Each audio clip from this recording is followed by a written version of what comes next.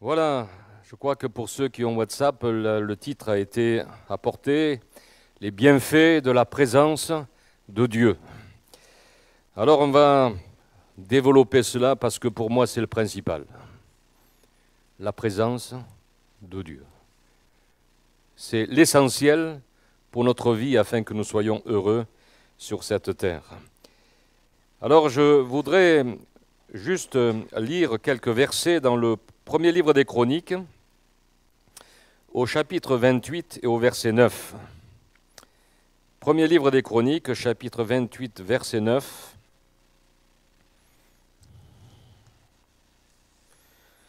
C'est David, le père de Salomon,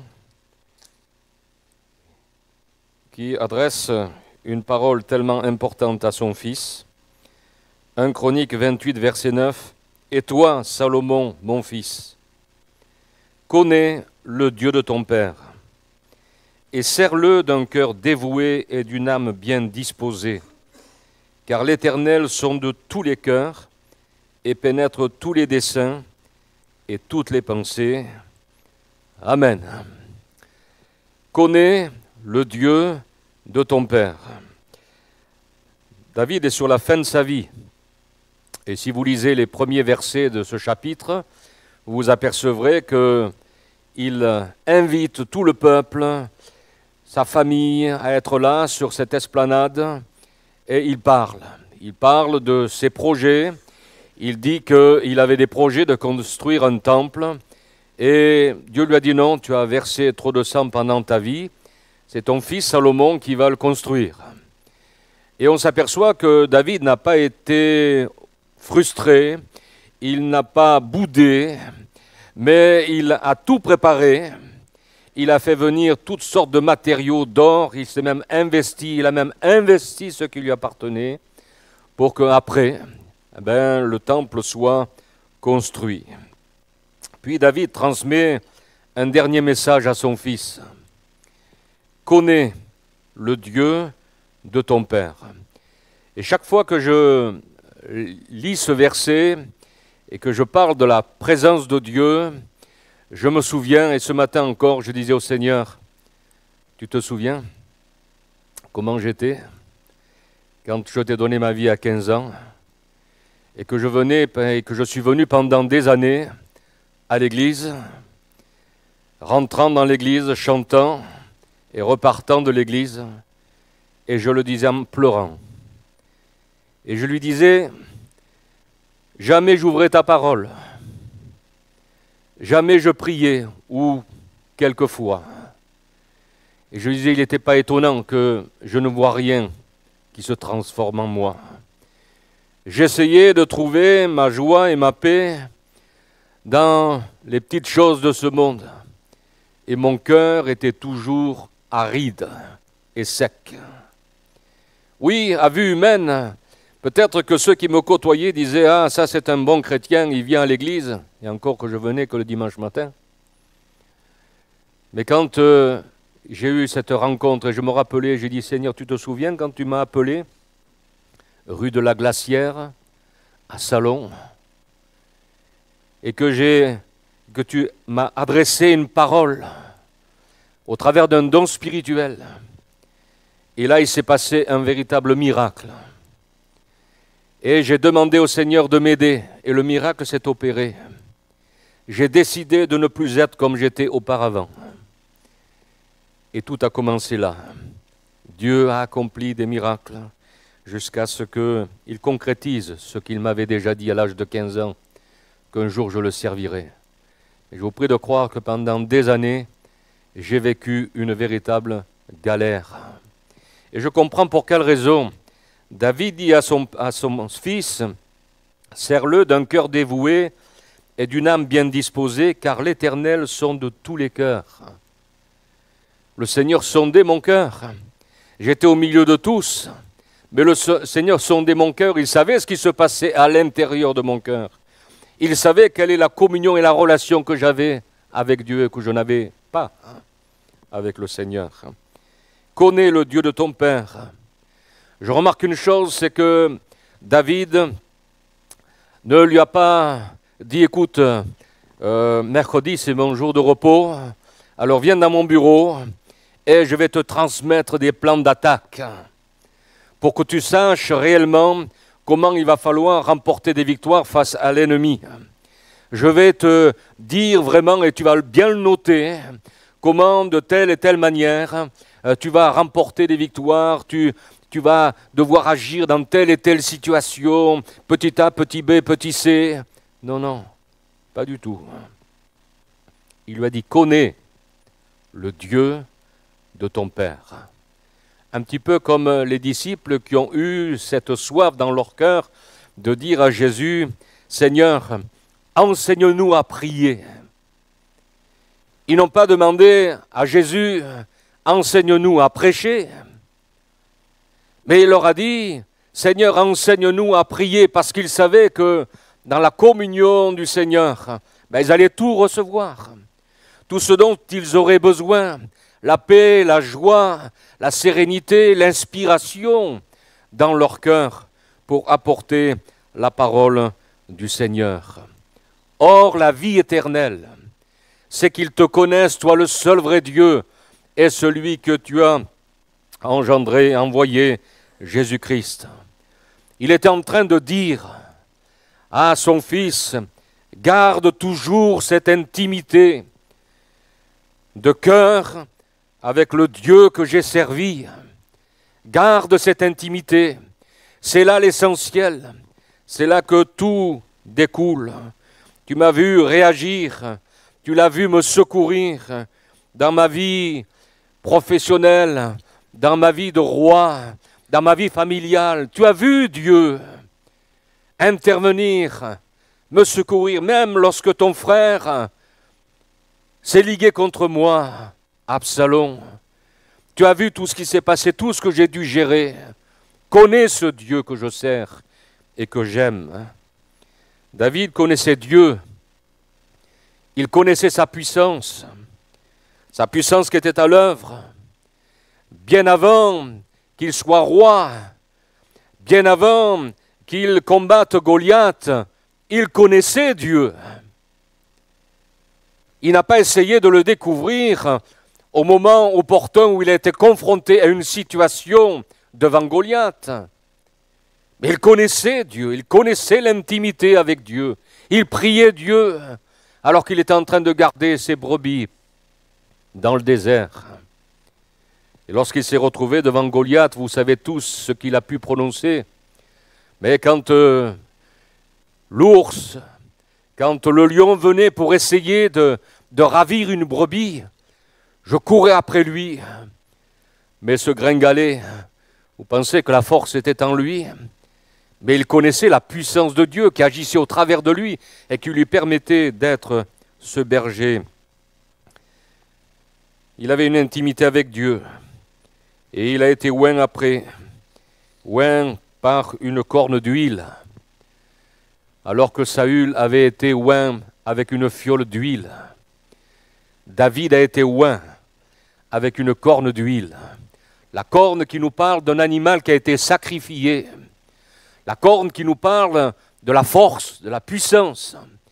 Et nous aussi, le Seigneur veut nous oindre de son esprit. Alléluia. Il nous a sauvés, mais il veut nous oindre. Ce qui demeurera, mes frères et sœurs, et ce que le Seigneur nous demande, lorsqu'il nous parle de la fin des temps dans lesquels nous sommes, lorsqu'il nous parle des vierges folles et des vierges sages, la seule chose qu'elles ont eu besoin d'avoir, c'est de l'huile dans leur lampe. Et j'ai besoin de réaliser que le Seigneur, chaque jour, veut remplir ma fiole d'huile. Alléluia. Ma lampe d'huile. Et que je puisse aussi avoir des réserves. Beaucoup essaient de vivre et nous demandent quelque part un petit peu de notre huile. Mais nous n'en avons que pour nous. Nous n'en avons que pour nous. Le Seigneur revient. Laissons-le nous remplir d'huile chaque jour. Il connaissait cette intimité avec Dieu. Connais le Dieu de ton Père. Et j'aimerais te dire, mon frère, ma sœur, connais l'Éternel. Connais Jésus, ton Sauveur. Plus profondément encore, plus intimement encore. Je pensais il y a quelques années de cela, avant que je parte dans le ministère, on était tout jeunes, on est allé un jour dans une réunion de jeunesse à Toulon. C'était le frère Le Filâtre qui prêchait. Et on a eu des temps formidables de chant où tous les jeunes chantaient à tue-tête. On était à peu près 600 jeunes là. Et à un moment donné, après, avant d'écouter la parole de Dieu, le frère a dit, on va avoir un moment de louange. Et là, il y a eu un silence de mort. Et dans mon cœur, je me suis dit, là, on commence à avoir des problèmes spirituels. Car chanter, tout le monde sait chanter. Les paroles sont affichées. Mais louer et adorer le Seigneur, elles viennent du fond du cœur. C'est du dedans du cœur. C'est le Saint-Esprit, c'est la présence de Dieu qui crée la louange et l'adoration. Et là, j'ai dit, Seigneur, nous avons besoin d'un véritable réveil spirituel. Connais le Dieu de ton Père. Car quand David, et il le savait, quand il perdit la communion avec Dieu à cause de son péché, et qu'il fut dans la détresse, il savait ce que c'était que ne plus avoir et ne plus vivre dans cette intimité avec Dieu. Et il écrit ce psaume 32 parce qu'il vient d'être délivré, il vient d'être pardonné, il vient d'être restauré dans cette relation et dans cette communion avec Dieu. Certains s'imaginent qu'ils peuvent cohabiter avec le péché et vivre en communion avec Dieu. Il y a même des hommes dans la Bible qui côtoyaient l'apôtre Paul et qui disaient, il faisait la différence entre l'âme et le corps. Et il disait, mon corps, avec mon corps je peux pécher, mais mon esprit, comme il est en communion avec Dieu, il n'y a pas de souci, il n'y a pas de problème. Mais cela est faux. Saint, saint, saint est l'Éternel des armées. Saint est l'Éternel. Et il dira dans le psaume 32, au verset 1er, « Heureux celui à qui la transgression est remise, à qui le péché est pardonné. Heureux l'homme à qui l'Éternel n'impute pas l'iniquité, et dans l'esprit duquel il n'y a point de fraude. » Et il dit, « Tant que je me suis tu, mes os se consumaient, je gémissais toute la journée, car nuit et jour ta main s'appesantissait sur moi. Ma vigueur n'était plus que sécheresse, comme celle de l'été. Mais je t'ai fait connaître mon péché, je n'ai pas caché mon iniquité. J'ai dit, j'avouerai mes transgressions à l'Éternel, et tu as effacé la peine de mon iniquité. » Alléluia. Heureux, oui, il est de nouveau heureux, heureux. Et ce matin, on va parler de la présence de Dieu et de ses effets. Jésus dira dans l'évangile de Jean au chapitre 14 au verset 22, Jude, non pas l'Iscariote, lui dit, « Seigneur, d'où vient que tu te feras connaître à nous et non au monde ?» Jésus lui répondit, « Si quelqu'un m'aime, il gardera ma parole, et mon Père l'aimera. Nous viendrons à lui, et nous ferons notre demeure chez le voisin. » Ah non? C'est bien, vous suivez. « Et nous viendrons faire notre demeure chez lui. » Chez lui. Dans l'Apocalypse, le drame, c'est que Jésus est à l'extérieur. Et il dit, « Voici, je me tiens à la porte de ton cœur et je frappe. Si tu entends ma voix et que tu ouvres la porte, j'entrerai chez toi, je souperai avec toi et toi avec moi. » Et parfois, on est tellement préoccupé par l'avenir ici-bas qu'on oublie l'essentiel. Notre avenir n'est pas ici-bas. Notre avenir est un avenir éternel, alléluia, auprès de Dieu. Bien sûr que le Seigneur nous aide dans notre vie ici-bas, qu'il pourvoie nos besoins, qu'il soit spirituel, qu'il soit matériel, qu'il soit affectif, qu'il soit pour notre corps malade. Oui, mais le but final de notre avenir, c'est quand même le ciel. Alléluia. La présence de Dieu, je dirais que ce sont des moments qui s'entretiennent.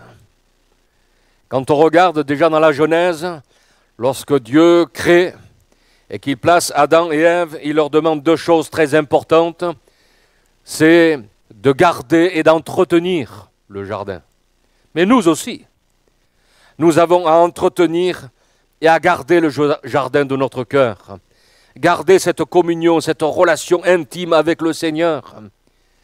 Ça, c'est ce que Dieu nous demande. Ce n'est pas difficile quand on aime.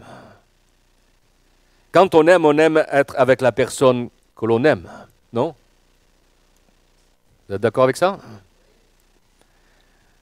Ma femme, elle me rappelle souvent que lorsque, au tout début, on se connaissait, elle me dit, je me demande comme tu faisais. Tu venais de Orange en stop pour passer 10 minutes avec moi et tu repartais en stop. 300 km pour l'avoir 10 minutes. C'était pas un problème, hein, mais pas du tout. 10 minutes, pour moi, c'était formidable. Mais quand on aime, on ne compte pas. Quand on aime, si quelqu'un m'aime, et quand je lisais ce texte, je disais, Seigneur, oui, tu as besoin d'amour.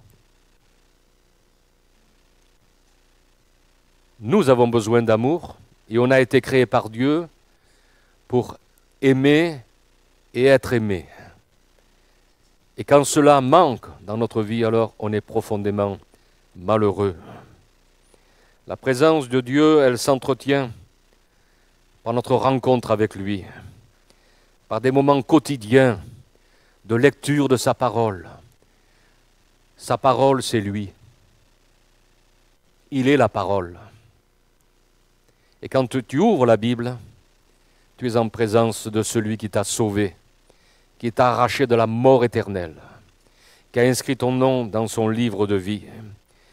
La présence de Dieu, elle nous donne de pouvoir voir dans notre vie et accomplir des exploits. Dans le psaume 60, au verset 13, il est dit « Donne-nous du secours contre la détresse ».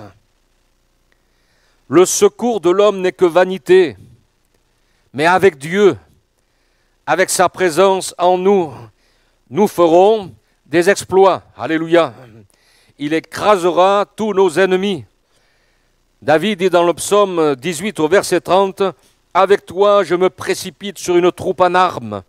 Avec mon Dieu, je franchis une muraille. Les voies de Dieu sont parfaites. La parole de l'Éternel est éprouvée. Il est un bouclier pour tous ceux qui se confient en lui. Car qui est Dieu si ce n'est l'Éternel?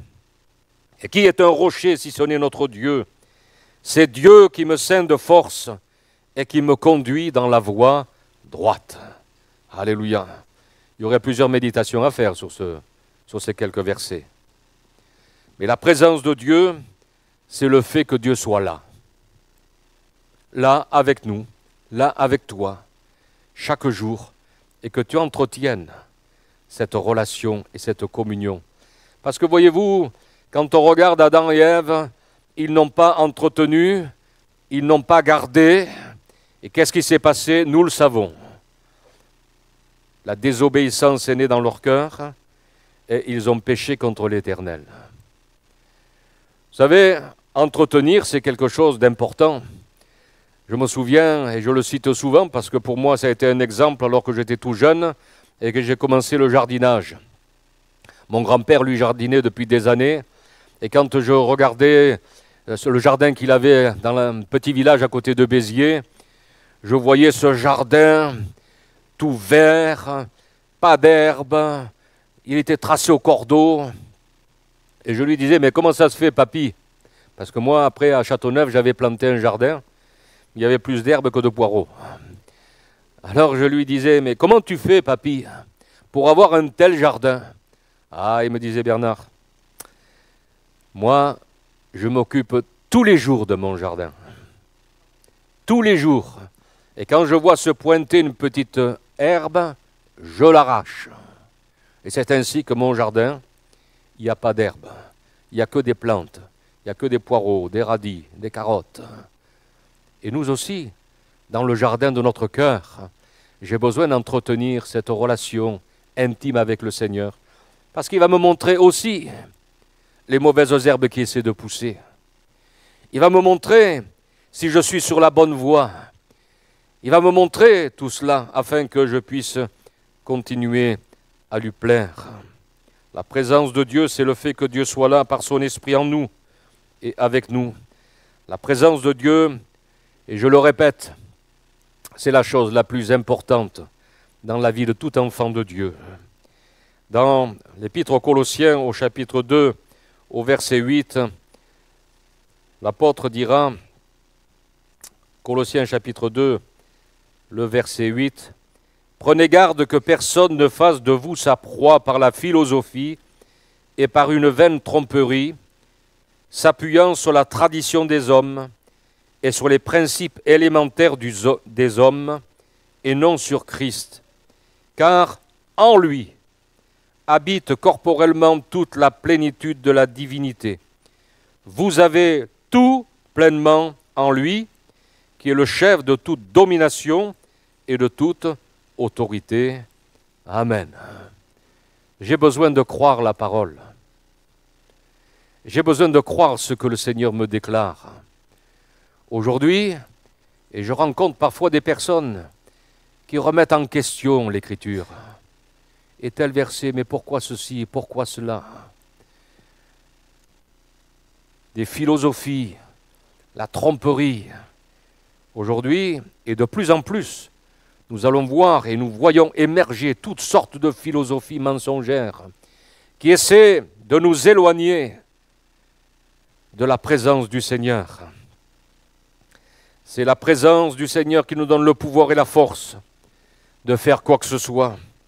Car sans la présence du Seigneur, nous ne pouvons rien faire. Jésus nous l'a dit, « Sans moi, vous ne pouvez rien faire. » Et cela m'a conduit à voir Moïse.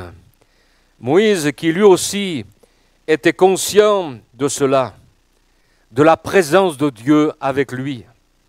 Dans l'Exode chapitre 33, verset 15, il parle à Dieu. Moi, j'aime comme il parle avec le Seigneur.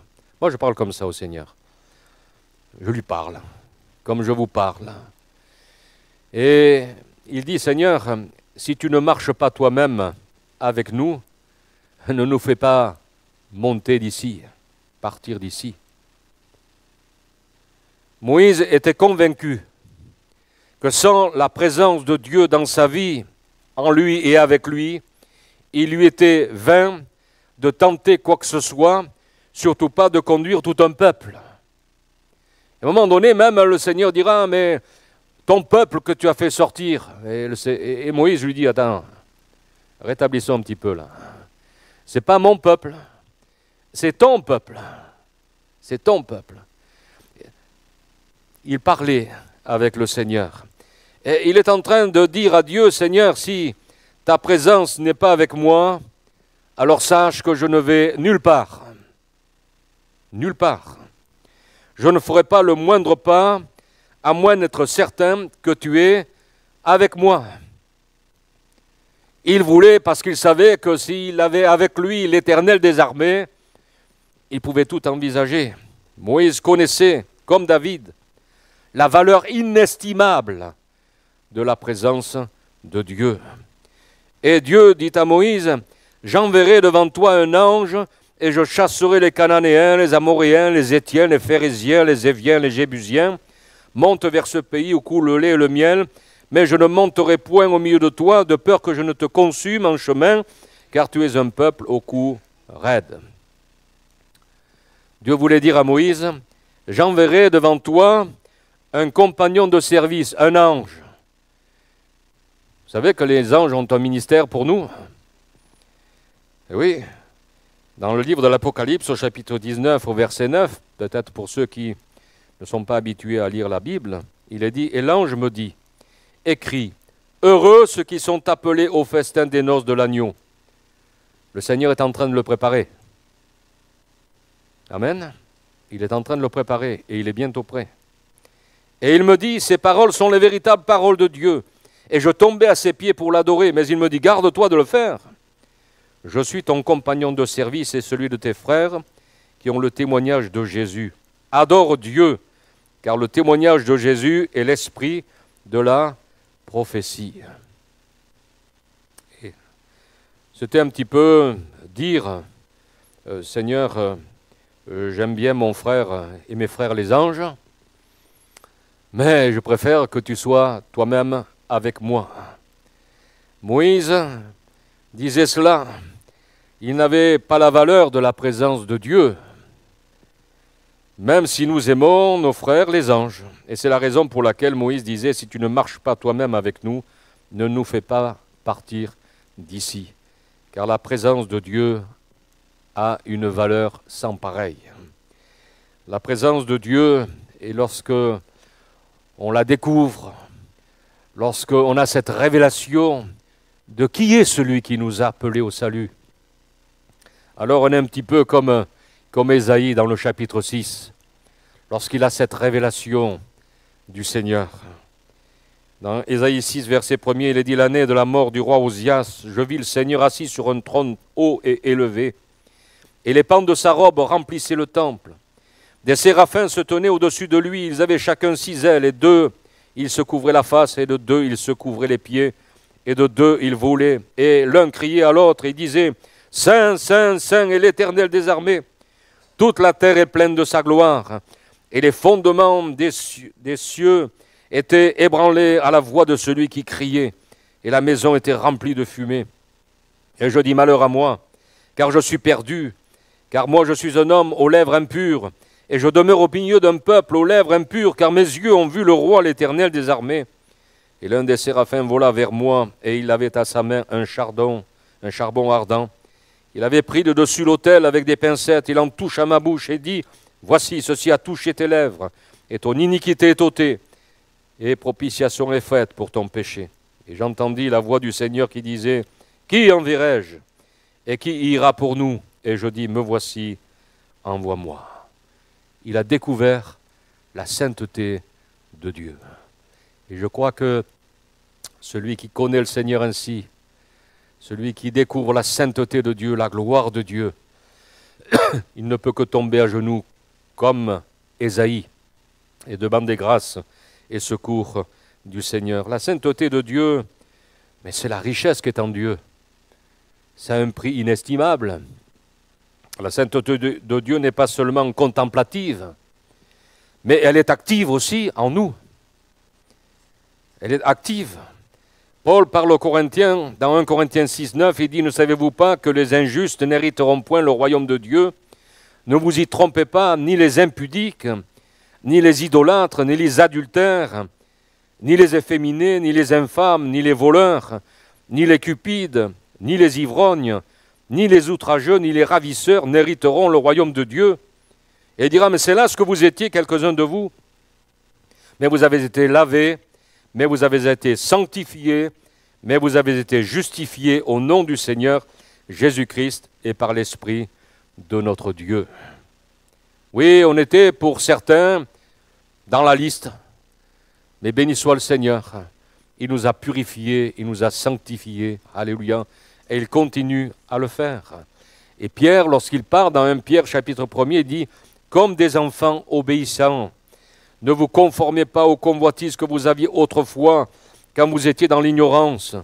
Mais puisque celui qui vous a appelé est saint, vous aussi soyez saints dans toute votre conduite, selon qu'il est écrit, vous serez saints, car je suis saint. Alléluia. Sa présence est une puissance qui nous donne le repos aussi dans notre âme. Jésus dira à ses disciples, tout pouvoir m'a été donné dans le ciel et sur la terre. Quelle sécurité, quel repos d'être avec celui à qui tout pouvoir a été donné dans le ciel et sur la terre. Certaines personnes s'appuient sur des créatures humaines comme eux. Malheur à l'homme qui s'appuie sur l'homme. La présence de Dieu nous donne le repos parce que nous savons que le Seigneur, il est fort. Il est puissant, il est glorieux. L'esprit qu'il a ressuscité d'entre les morts vit en nous, est en nous. Alléluia.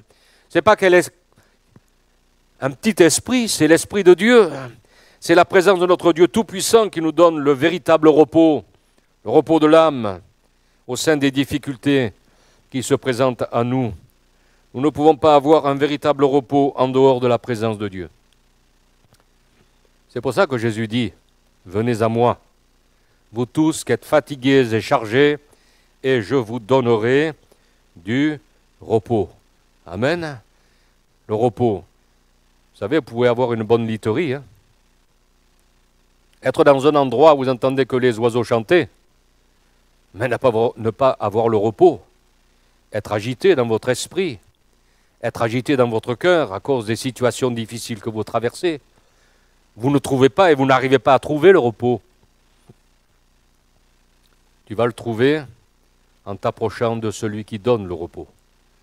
Amen. Et quand tu es tourmenté, quand tu es agité dans ton esprit, viens, approche-toi de celui qui est capable de t'apporter le repos. Le mot hébreu pour repos ici est un repos calme et confortable. J'ai bien aimé cette façon. C'est un repos calme et confortable. Vous savez, comme quelqu'un qui s'assoit dans un bon fauteuil, là. Oula. Un bon fauteuil, il est dans le repos, il est satisfait, il sait que le Seigneur est avec lui et prend soin de lui. La présence du Seigneur en nous et avec nous, elle nous distingue du monde. Elle nous distingue du monde. Enfin, elle doit nous distinguer du monde. Dans Exode 33, verset 16, il dit « Comment sera-t-il donc certain que j'ai trouvé grâce à tes yeux, moi et ton peuple? Ne sera-ce pas quand tu marcheras avec nous et quand nous serons distingués, moi et ton peuple, de tous les peuples qui sont sur la surface de la terre ?» Il voulait dire « Seigneur, on a besoin d'être différents et on est différents parce que tu es là au milieu de nous. Et ce qui nous distingue des autres peuples, c'est que tu es avec nous. » Alléluia. Qu'est-ce qui nous distingue? C'est que Jésus-Christ a sauvé nos âmes, que nous lui appartenons. Qu'est-ce qui nous distingue? C'est que le Seigneur a déversé son esprit en nous, que chaque jour il travaille nos cœurs, nos vies, pour que nous devenions encore semblables à lui, toujours plus à sa ressemblance. Nous sommes un peuple qui est distingué parce qu'au milieu de nous, il y a des guérisons, il y a des délivrances. Alléluia. Le Seigneur a franchi des âmes sous l'emprise du mal, du péché, des addictions. Nous sommes distingués par la puissance de Dieu qui agit au milieu de nous. Alléluia. Mais aussi par notre façon de nous comporter au milieu de cette génération perverse et corrompue. On doit être distingué quand on se retrouve autour de la table avec notre famille, alors que certains ne connaissent pas le Seigneur. On doit être différent et distingué par ce qui brille de nous, par notre langage. Lorsque je regarde l'apôtre Pierre qui était dans la cour alors que Jésus était en train d'être jugé, une femme lui dira « Ton langage te fait reconnaître. » Ton langage te fait reconnaître. Est-ce que notre langage nous fait reconnaître? Un frère me disait, quand je m'éloigne du Seigneur, mon langage est totalement différent. Je recommence à dire des gros mots. Eh oui, il n'est plus en contact avec celui qui le sanctifie et qui le purifie. Ah, son langage ne le faisait pas reconnaître, ne le distinguait pas. Et pour l'apôtre Pierre, son langage le faisait reconnaître.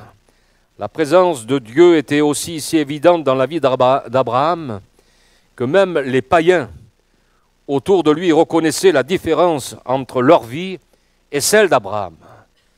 Et Abimelech est venu vers Abraham lui dire, il vient me parler en ces termes à Abraham, Dieu est avec toi. Il a discerné que Dieu était avec lui dans tout ce que tu fais. Et le véritable enfant du Seigneur, il est distingué dans ce monde. Oh, on ne fait rien pour être distingué, mais on est des enfants du Seigneur. Et parfois, ceux qui sont autour de nous nous disent, mais tu es différent, toi. Je me souviens quand je travaillais à Air France, Certains savaient que quand ils commençaient leur blague en dessous de la ceinture, ils disaient « Ah non, moi je partais ». Ils savaient. Et quand, pour certains, ils ont été dans la difficulté, je me souviens de celui qui est venu vers moi et m'a dit « Tu sais, ma femme a demandé le divorce. Tu ne pourrais pas prier pour moi ?» Alors je lui ai parlé du Seigneur et je lui avais déjà parlé du Seigneur. Donc il est venu vers moi me demander de prier pour lui. Elle avait sa religion, mais elle ne connaissait pas le Seigneur. Et elle ne savait pas ce que c'était qu'aimer en tout temps et en toutes circonstances. L'être avec qui elle avait dit un jour, oui, je m'engage jusqu'à la fin de ma vie. La présence du Seigneur nous donne la victoire sur toute forme d'adversité. Dieu promit à Josué qu'aucun ennemi ne pourrait le vaincre tant que la présence de Dieu l'accompagnerait. Tant qu'il accepterait la présence de Dieu dans toutes ses démarches. Nul ne tiendra devant toi, dira-t-il dans Josué 11, verset 5. Tous les jours de ta vie, je suis avec toi comme j'ai été avec Moïse, et je ne te délaisserai point, je ne t'abandonnerai pas. Fortifie-toi et prends courage. Alléluia. Oui, le Seigneur est avec nous quand nous sommes avec lui. Amen. Quand l'Esprit de Dieu est présent, nous pouvons être forts, courageux. Vous avez remarqué cela? Quand on vit tout près du Seigneur, on déplacerait les montagnes. Il y a une énergie qui est en nous, et oui, c'est la présence du Seigneur. La présence du Seigneur, elle brise les fondements des prisons et elle rompt les liens. La prison peut être définie comme étant toutes les situations difficiles dans lesquelles nous sommes enfermés. L'attitude et parfois les attitudes spirituelles dans lesquelles nous sommes enfermés. Ou parfois dans lesquelles on s'est enfermé. Parfois on nous enferme dans certaines prisons, comme ça a été le cas pour des disciples parce qu'ils témoignaient de leur foi. Les gens nous enferment aussi dans la prison. Mais d'autres fois, c'est nous qui nous enfermons. Alors que le Seigneur nous a pardonnés, nous a libérés, parfois on se laisse enfermer dans la prison du doute, de l'accusation, de l'incrédulité, des habitudes. Certains sont dans la prison, de toute manière je n'y arriverai pas. Ce qui dit le pasteur là, je n'y arriverai pas. Tu es dans ta prison. Ils sont enfermés, tu es enfermé dans ta prison. J'essaie, mais ça ne marche pas. Et c'est encore, et toujours. D'autres sont dans la prison du non-pardon, des addictions, de la dépression, du culte du passé, sont enfermés dans la prison. Quand nous sommes dans une prison, nous avons comme l'impression que Dieu nous a abandonnés. Cet homme de Dieu dira, pourquoi ma souffrance est-elle continuelle ? Serais-tu pour moi comme une source trompeuse, comme une eau dont on n'est pas sûr ? Cet homme, il est mal, il est en prison, il vit de grandes difficultés. Et le Seigneur ne lui répond pas, il lui dit simplement une chose. Si tu te rattaches à moi, tu seras comme ma bouche. Il était en train de lui dire, mais tu es en train de me dire que je ne suis pas la véritable source, mais tu n'as pas lu ce que j'ai déclaré dans la parole. Les hommes m'ont abandonné, moi qui suis la source d'eau vive, pour se creuser des citernes crevassées qui ne retiennent pas l'eau. Jésus dira à la femme samaritaine, tant que tu boiras de l'eau de ce puits, tu auras toujours soif. Mais si tu viens à moi et que tu viens boire à la source que je suis, alors ton âme sera désaltérée. Quand on est dans une prison, depuis un certain temps, on a tendance à se laisser remplir de doutes. Jean-Baptiste a été rempli de doutes. Il a même fait envoyer un message à Jésus du sein de sa prison. « Es-tu celui qui doit venir ou devons-nous en attendre un autre ?» Et pourtant, Jean-Baptiste avait eu une révélation extraordinaire. Il avait vu Jésus et il a même dit « Voici l'agneau de Dieu qui ôte le péché du monde ». Il avait vu, alors que Jésus sortait de l'eau, la colombe descendre et entendre cette voix, « Celui-ci est mon fils bien-aimé en qui j'ai mis toute mon affection ». Il avait vu cela. Et quand on passe par des moments difficiles, on a comme le disque dur qui s'efface. Ne te laisse plus enfermer dans la prison du doute, de la peur, de la crainte. Ton attitude, tes paroles vont déterminer si tu vas rester dans ta prison ou si tu vas en sortir. Certaines personnes ne font que parler des difficultés, de leurs difficultés. Je disais à une âme dernièrement, je dis, mais arrête de parler comme tu parles. Est-ce que tu as remarqué que toutes tes paroles sont négatives? Toutes tes paroles sont négatives. Tu entretiens des paroles négatives constamment sur toi, sur les situations. Change ta façon de parler, car ta façon de parler te lie. Tu es lié par tes paroles, et elles te lient. La Bible dit que la vie et la mort sont au pouvoir de la langue. Avec la langue, on peut tuer les autres, certes, mais on peut se tuer aussi. À force de répéter des paroles négatives, on peut se tuer, on peut tuer la foi dans nos cœurs. Jésus dit, je vous dis en vérité, si vous avez de la foi et que vous ne doutiez point, non seulement vous feriez ce qui a été fait à ce figuier, mais quand vous diriez à cette montagne, ôte-toi de là et jette-toi dans la mer, elle le ferait. Alléluia. Tu as une montagne? Alors parle à la montagne. Parle à ta difficulté. Ne parle plus au Seigneur de ta difficulté, mais parle à ta montagne. Parle à ta difficulté, parle à ton problème. Parle à ceux qui font la guerre à ton âme. Parle au mal qui est en toi. Parle-lui au nom de Jésus et demande-lui d'aller se jeter dans la mer. Alléluia. La présence, et je termine, elle nous permet de traverser les épreuves de la vie, quelles qu'elles soient. Dans les moments d'épreuve, la présence de Dieu nous rassure et nous donne le courage et la force de traverser toutes les difficultés.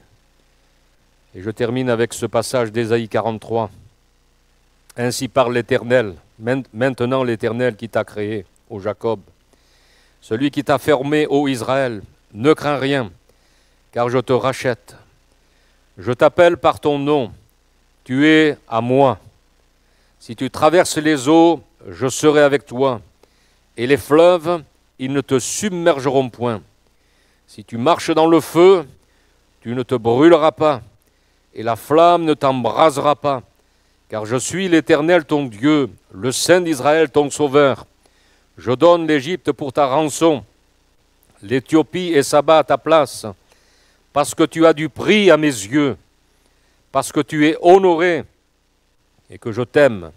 Je donne des hommes à ta place et des peuples pour ta vie. Ne crains rien, car je suis avec toi. Je ramènerai de l'Orient ta race et je te rassemblerai de l'Occident. Amen. Que le Seigneur nous aide à croire ces paroles. Car si nous croyons la parole de Dieu, et je me disais, Seigneur, mais parfois, on ne croit pas. Et moi, je me dis aujourd'hui, mais tu ne croyais pas. Tu ne croyais pas que la présence du Seigneur était essentielle. Parce que si tu avais cru réellement, mais bien avant, tu te serais approché du Seigneur et tu aurais entamé une intimité avec le Seigneur. Alors que le Seigneur nous aide, frères et sœurs, de rentrer dans les parvis de l'Éternel. Rentrer réellement dans la présence de Dieu, et cela chaque jour. Pas simplement lorsque nous venons à la réunion, mais chaque jour qui passe, chaque jour. Entretenons une relation intime avec le Seigneur et nous verrons sa gloire. Amen. Gloire à Dieu. Nous voulons te bénir, Seigneur, te louer, te rendre grâce pour ces moments privilégiés que nous avons, Seigneur, ensemble dans la communion fraternelle. Nous avons ouvert ta sainte parole, Seigneur. Nous nous sommes les uns et les autres exhortés à nous rapprocher encore davantage de toi.